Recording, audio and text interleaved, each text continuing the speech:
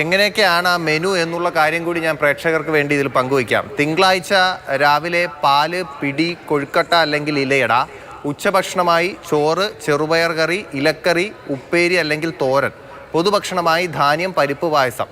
ചൊവ്വാഴ്ചയാണ് രാവിലെ ന്യൂട്രി ലഡു, ഉച്ചയ്ക്ക് മുട്ട ബിരിയാണി അല്ലെങ്കിൽ മുട്ട പുലാവ്, ഫ്രൂട്ട് കപ്പ്. പൊതുഭക്ഷണമായി റാഗിയട. ബുധനാഴ്ച പ്രാതലിനായി പാല്, പിടി, കൊഴുക്കട്ട അല്ലെങ്കിൽ ഇലയട, കടല മിഠായി. ഉച്ചയ്ക്ക് പയർ കഞ്ഞി, വെജ് കിഴങ്ങ് കൂട്ടുകറി, സോയ ഡ്രൈ ഫ്രൈ. പൊതുഭക്ഷണമായി idli, sambar, puttu, green peas curry എന്നിവ ബുധനാഴ്ച ദിവസം ഉൾപ്പെടുത്തിയിട്ടുണ്ട്. വ്യാഴാഴ്ച രാവിലെ റാഗി, അരി, അട, ഇലയപ്പം. ഉച്ചയ്ക്ക് ചോറ്, മുളപ്പിച്ച ചെറുപയർ, ചീരത്തോരൻ, സാമ്പാർ, മുട്ട ഓംലറ്റ്. പൊതുഭക്ഷണമായി അവൽ, ശർക്കര, പഴം മിക്സ്. വെള്ളിയാഴ്ച രാവിലെ പാല്, കൊഴുക്കട്ട. ഉച്ചഭക്ഷണമായിട്ട് ചോറ്, ചെറുപയർ, അവിയൽ, ഇലക്കറി, തോരൻ. പൊതുഭക്ഷണമായി ഗോതമ്പ് നുറുക്ക്, പുലാവ്. ശനിയാഴ്ച രാവിലെ ന്യൂട്രി ലഡു, ഉച്ചയ്ക്ക് വെജിറ്റബിൾ പുലാവ്, മുട്ട, റൈത്ത. പൊതുഭക്ഷണമായി ധാന്യം, പായസം.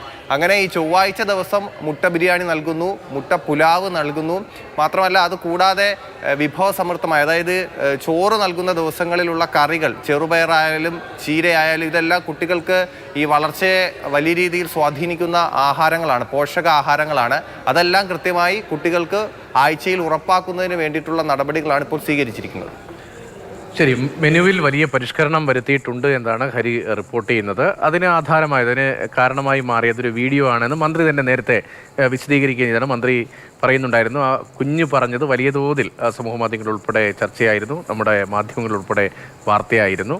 അത് എല്ലാവരും ശ്രദ്ധിച്ച ഒന്നാണ്. ആ പശ്ചാത്തലത്തിൽ കുട്ടികൾക്ക് ആഗ്രഹമുള്ള ഭക്ഷണം, നല്ല ഭക്ഷണം വേഗത്തിൽ എത്തിക്കാനുള്ള ക്രമീകരണം ഉണ്ടാകുമെന്ന് അറിയിച്ചത്. അതിൻ്റെ ഭാഗമായാണ് ഇപ്പോൾ മെനുവിലെ പരിഷ്കരണം വരുന്നത്.